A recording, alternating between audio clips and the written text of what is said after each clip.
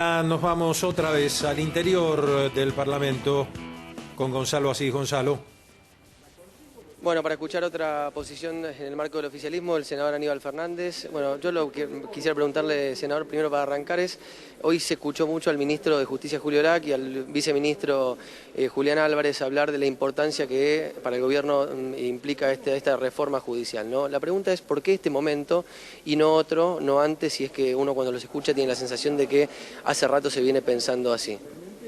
Bueno, pero el planteo que la presidenta viene haciendo hace unos meses tan solo, y el 1 de marzo en la Asamblea Legislativa anunció que 15 días después, ella misma dio las explicaciones del caso por cuál no se había cumplido los 15 días, pero fueron 30, 35, 40 días, se iban a presentar lo que se entiende que es indispensable corregir para llevar adelante una propuesta que nos involucre a todos en la justicia. Hay cosas que entendemos que no deben seguir de la manera en que están y hay que corregirlas. Por ejemplo, la posibilidad de que cualquiera pueda acceder al Poder Judicial, el hecho de que se den publicidad a los actos del Poder Judicial y se conozcan datos mínimos de las causas para saber exactamente las causas que tramitan, las medidas cautelares, que mañana habrá reunión de comisión para sacar dictamen sobre este tema y el jueves de la semana siguiente. Ustedes saben que nuestros dictámenes requieren de una semana de haberse tratado para poder llevarse a sesión, con lo cual los dos dictámenes que firmamos hoy, tanto el Consejo de la Magistratura como los tribunales de casación, van a tratarse el miércoles de la semana que viene.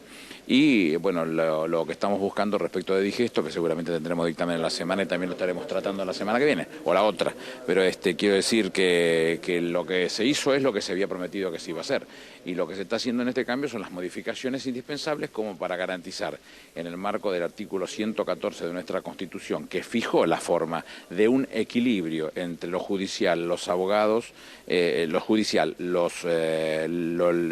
Poder Legislativo, digamos en este caso, y los académicos. Van a haber 6, 6 y 6, más un representante del Poder Ejecutivo, que va a ser los 19 que van a componer y donde sus decisiones se van a tomar, como dice el 114, por mayoría absoluta de todos los miembros. Estamos en líneas generales más o menos en lo que se había planteado desde un primer momento. ¿Cómo tomó la ausencia de la oposición en la reunión? Prácticamente había un solo senador. La verdad es que no se tiene mucho sentido lo que se dice, porque han agarrado de un hecho, de una expresión que fue absolutamente tergiversada por Clarín, en la que dice...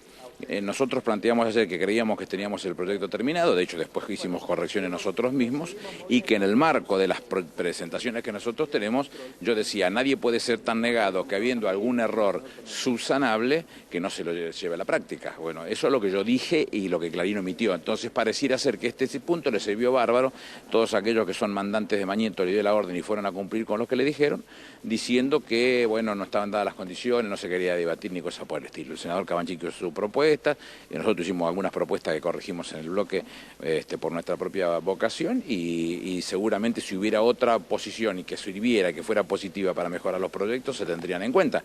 Yo recuerdo, y le pongo como ejemplo bien gráfico, cuando se hizo la expropiación del 51% de las acciones de YPF, en el artículo primero se había obviado la exploración al declararla de interés público nacional, lo mencionó el senador Sanz de la Unión Cívica Radical, y nosotros lo tomamos y lo modificamos en el propio recinto, con lo cual nadie puede ser tan negado. Esto fue lo que dije, está el cable de DIN, que suena un poquito más honesto de Clarín, a pesar de ser de la misma empresa.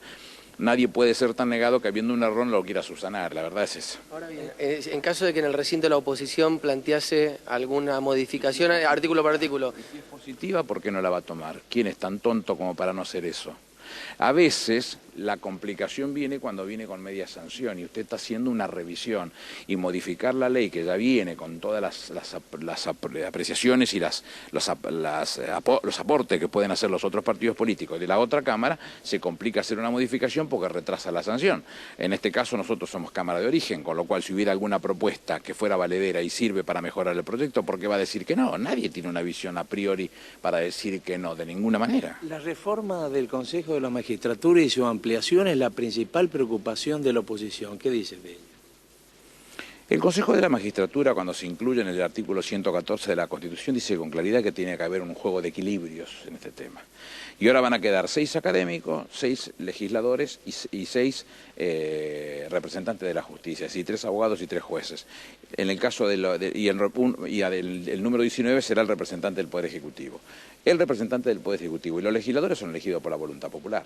En el caso puntualmente de los abogados, de los jueces y de los académicos, van a tener que elegirse por el voto popular, que es una manera más saludable de la participación del hombre común, de la mujer común, eligiendo a aquellos que van a tener que ser nada menos que los que van a elegir los jueces. ¿Qué otra cosa podemos desear en este término? Siempre se dice, está a la mano de la política para que en este juego no haya independencia o cosas por el estilo. Bueno, ahora se va a tener que votar, y el que vote al que mejor le guste o le parezca el más interesante en términos de lo que va a ser definir y pensar los magistrados del día de mañana, bueno, ahí está la oportunidad para que la voluntad popular lo resuelva. Eximiéndolo a usted de la responsabilidad, porque no era legislador en ese momento, ¿cómo se entiende que actuales representantes del oficialismo, si mal no recuerdo la misma presidenta era legisladora en aquel entonces, el Consejo de la Magistratura tenía más miembros y se reformó en términos de una disminución de cantidad de miembros que ahora se intenta subsanar con este proyecto de ley? El primer Consejo de la Magistratura tenía como presidente al presidente de la Corte. Una de las correcciones que se hizo, y lo que trató es mantener... No podía obrar per se, porque era una mayoría grabada, ni el Ejecutivo, ni la política, digamos, con los legisladores que eran cercanos al Ejecutivo, más el representante del Poder Ejecutivo podía tomar decisiones por sí mismo, ni la oposición podía hacerlo en ese caso.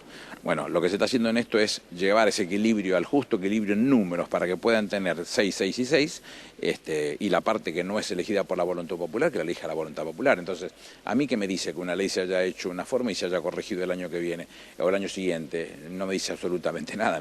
El problema es cuando usted no quiere rectificar los errores, y en este caso no creo que es un error, creo que es una mejora en términos de calidad, porque nada menos que la voluntad popular la que decide. Senador, hay legisladores y abogados que han advertido de que, si bien esto va a salir rápidamente aquí del Congreso, este paquete de leyes podría tener alguna tachadura de inconstitucional en la justicia y sería casi imposible... Bueno, eso lo han planteado así. Bueno, pero si la definición es solamente que será inconstitucional sin decir por qué, flaco favor le hacen a la legislación, es como decir... ¿Cree que es imposible que ocurra eso? No, me parece que no tiene ningún sentido, porque los elementos que se estaban llevando a la práctica están dentro del mismo marco de la propia Constitución y no se está haciendo nada que no corresponda. Y las decisiones que se están tomando en términos de justicia, crear tribunales de casación para morigerar el nivel de tarea que se le asigna a la Corte Suprema de Justicia, es imperioso. De entre 9.000, 9.500 casos en la Corte Argentina contra unos apenas 100 en la Corte de los Estados Unidos, muestra a todas luces que estamos haciendo algo distinto, que estamos sobrecargando a aquellos que tienen que realmente pensar por nosotros la solución de estos temas. Y las medidas cautelares, ya estamos podridos de que en algunos determinados casos, porque sería injusto meter a todos en la bolsa, la incidencia, y estoy hablando de incidencia y no de otra cosa que todo el mundo sospecha, sobre determinados magistrados, hace que se dicten la medida cautelar. Con eso den por resuelto el tema de los grupos económicos y después están 10 años sin pagarle al Estado o sin resolver las cosas como corresponde. En el tema de los jubilados, ¿qué respuesta darle a los jubilados que muchas veces reclaman al Estado por el incumplimiento de los fallos Badaro, Sánchez, etcétera? El Estado está pagando todos los juicios que tiene, ¿no? En tiempo y forma, le pregunto, porque hay gente que se muere, senador. Entre 18 y 20.000 juicios que están entrando por año se están pagando todos. No hay ninguno que se deje de pagar por parte del ANSES. Un jubilado en este caso no va a presentar, un grupo de jubilados no va a poder presentarse en términos de medidas cautelares. Me pregunta, yo le digo que todos los juicios que entran al ANSES, de entre 18 y 20.000 por año, se pagan todos. Senador, Lorenzetti dice que se van a tratar de conservar la independencia del Poder Judicial. Yo no lo escuché y tampoco tengo por qué tomar sus palabras como válidas de Lorenzetti, pero le voy a aclarar una cosa. El presidente de la Corte no tiene que tratar de conservar. Él es independiente, con lo cual no tiene que tratar de... Él es independiente porque en definitiva es uno de los poderes de la República, pero es el tribunal de última instancia y es el único que ejerce el poder jurisdiccional. Entonces es independiente por sí mismo. Lo que estamos buscando en este caso es resolver a través del Consejo de la Magistratura que aquellos que van a ser magistrados, terminar con esta cosberreteada del manejo de las subrogaciones antojadizas por parte de las cámaras, de poner jueces jubilados amigotes que resuelven o que generan desaguisados fenomenales y después se van a la casa sin poder sancionarlos ni cosa por el estilo. Terminar con todo este tema y llegar rápidamente a la designación de magistrados con jurados que sea por parte de académicos reconocidos. ¿Qué más se puede pedir en términos de la transparencia en la legislación de un magistrado que este tipo de acciones? Vuelvo a repetirle, creo que sido mal interpretado su término. Estoy convencido que el doctor Lorenzetti no puede haber dicho eso de que va a tratar de ser independiente. Él sabe que es independiente. ¿Cómo va a ser, senador? ¿Un juez va a tener que hacer campaña como para que la gente lo conozca? Digo, ¿esto no tiene que ver un poco con la politización de la justicia? No, porque si usted va a poner gente lo suficientemente importante como para que la sociedad lo conozca, no necesita hacer mucha campaña para eso. Con conocerlos y saber quiénes son, tiene ganada una parte muy importante. En 1787, Hamilton saca una revista que se llama El Federalista. ¿Y qué objetivo tenía El Federalista?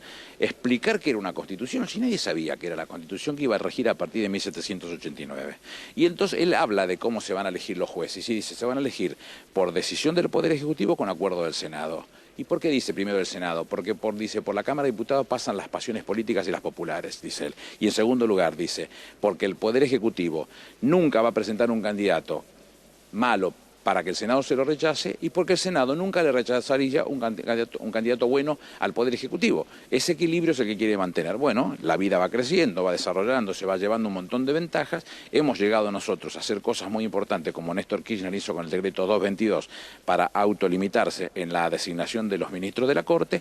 Después lo hizo con el otro decreto, que era el 1685, si no me equivoco, con el tema del Ministerio Público. Lo mismo en esta misma situación estamos discutiendo respecto de los que van a ser magistrados. Darle un ámbito adecuado en el Consejo de la Magistratura con independencia de jueces, de abogados y de académicos, que no necesariamente tengan que ser abogados, para que opinen respecto de quiénes van a ser y quiénes van a tomar los exámenes. Académicos que no tengan nada que ver con el Consejo de la Magistratura. Mire qué independiente que va a ser esto. Fenomenal. Supongamos que la Unión Cívica Radical promueve o postula a un candidato a juez y en 2015 la Unión Cívica Radical ocupa el Poder Ejecutivo. ¿Esto no hace un riesgo de una pérdida de independencia del juez que después le deba algo políticamente a la Unión Cívica Radical? Gráfico. Un ejemplo bien gráfico con nombre y apellido. Yo he tenido 18.000 millones de diferencias con Recondo, que fue titular del Colegio de los Magistrados. Yo nunca lo cuestioné por radical, él fue subsecretario de Justicia de Alfonsín. Que haya pertenecido a un partido político, a mí me da una garantía de seguridad, no me da una preocupación. Que me diga, no, viene de procedencia radical, a mí no me hace sentir preocupado, me hace sentir tranquilo, porque aparte de su idoneidad y la honestidad que él debe llevar consigo mismo, que forma parte de lo intrínseco de las personas, tiene una responsabilidad política a la que tiene que responder en Estados Unidos. Si no sos demócrata o republicano, no sos juez nunca. Sin embargo, Recondo fue muy cuestionado por el Frente para la Victoria. Otras cosas, y yo debo ser uno de los que más lo cuestionó, por otras cosas, no por su condición de radical. Cuando se refieren a los jueces, solamente se refieren a los que van a ir al Consejo de la Magistratura, no los que imparten normalmente justicia. No, estamos hablando de las designaciones para los juzgados vacantes, estamos hablando específicamente para vacantes. Gracias. Bueno, el senador Aníbal Fernández, presidente de la Comisión de Presupuesto. Mañana a las 9:30 de la mañana habrá una reunión de la Comisión de Justicia y también de la Comisión de Legislación General para tratar el tema que falta en lo que hace a lo que ingresó al Senado. Me refiero a esta reforma en el sistema de presentación de medidas cautelares que fue propuesta por la Presidencia de la Nación. Si me permiten, simplemente...